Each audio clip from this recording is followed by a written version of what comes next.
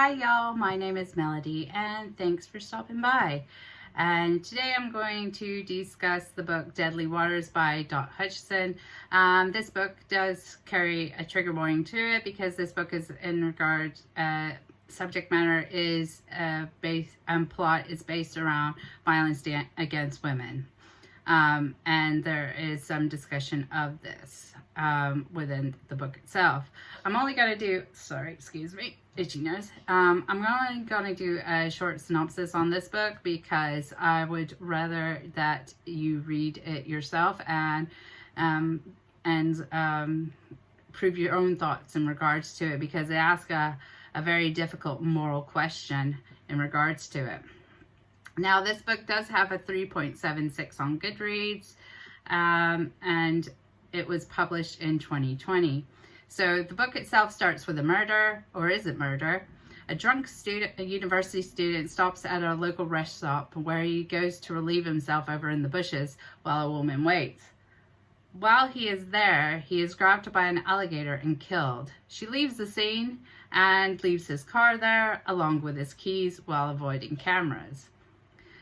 Rebecca, Ellie, and their suite mates are at a bar.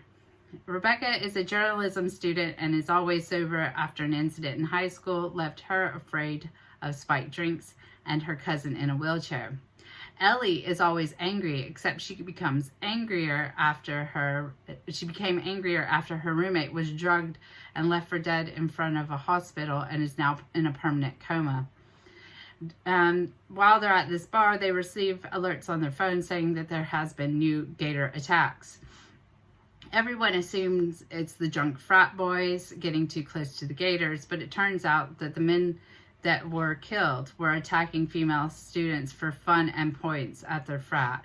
So they had this scoreboard of women, basically, and I believe they called it panty raids or something like that. And they had a scoreboard of points that denoted what you actually did to females, which in itself is an entirely horrible sort of situation there. However, instead of an uproar, fear for the gators attacking, the more the rapists and men assaulting the women die, the more the women at the university become empowered. And instead of vigils to the people who died, vigils are set up to out the rapists and abusers of the women on the campus. As Ellie is a vocal and sometimes physical proponent of hurting men who have perpetuated these crimes, she becomes the main suspect of being the vigilante.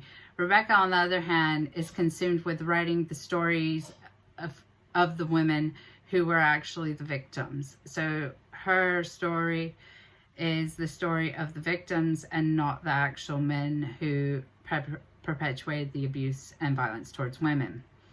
The book opens up a moral questions about crime and punishment of abusers, as well as the moral justification of murder if it helps others to become safe. It's not just a mystery, but it asks the personal question of oneself is, how far would you take it to keep your friends safe?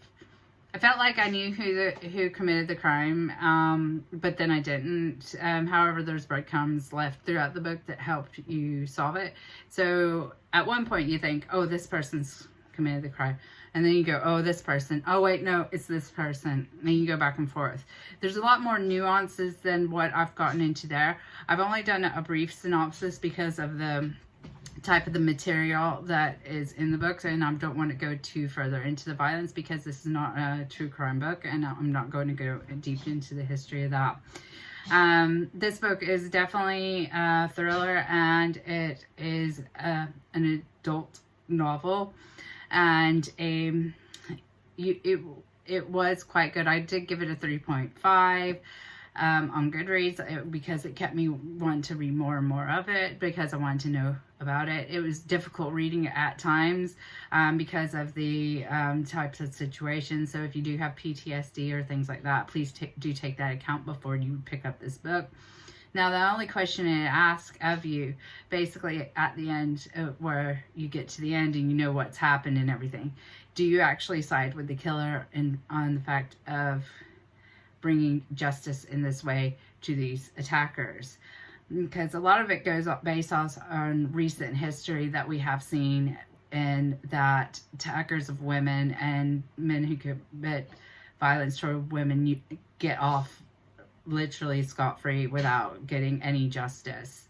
And that's what women are afraid of in these times, is that if we report it, then it doesn't matter because this high influential person got off on that, or this guy's parents knew that person in the law enforcement, they were able to get away with it.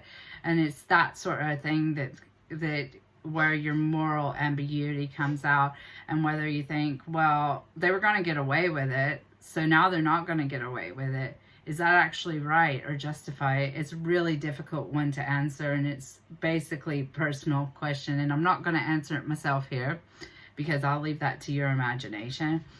But I will say that I did enjoy this book.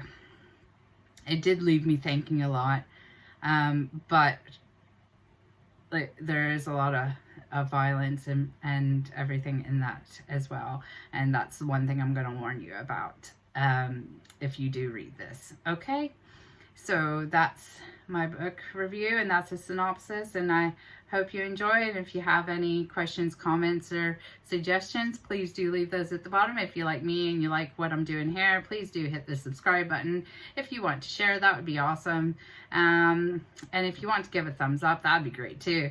So I will just say to you now, stay safe, stay positive. I love you guys, and I will see you next time. Bye.